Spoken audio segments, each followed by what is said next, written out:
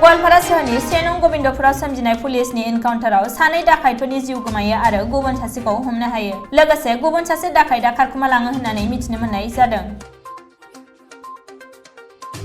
गुवाहाटीनि सनापुराव आसाम पुलिसआ सिग्रोमनाय हाबाफारि लानानै गंसे बोलेरो गारिनिफ्राय गोबां बिबांनि ब्राउन सुगार ड्राग्सजों लोगोसे सा 6 ड्राग्स फालांगिरिफोरखौ हमनो हायो। हमनो हानाय ड्राग्सनि बिबाङा 1.2 किल'ग्राम आरो बेनि बेसेना 7 कौटिनिबो बांसिन जागोन होननानै पुलिसआ फोरमायो।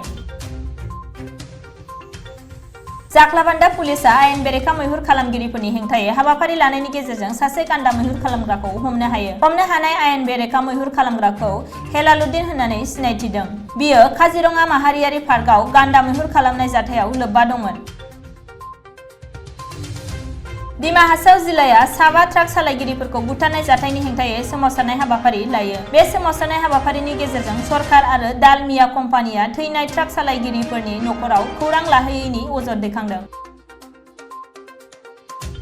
कक्राझार प्रेस क्लाबाव जार्नालिस्ट डेभेलपमेन्ट मावबादा खुंदों। बे मावबादाखौ कक्राझार प्रेस क्लाबनि बानजायनायाव खुंनाय जायो। लोगोसे बे जार्नालिस्ट डेभेलपमेन्ट मावबादायाव गाहाय आलासि महरै बिटिसिनि सिएम प्रमद बर' आरो इएम डक्टर नीलोत्सर गयारिमोनहा बाहागो लायो।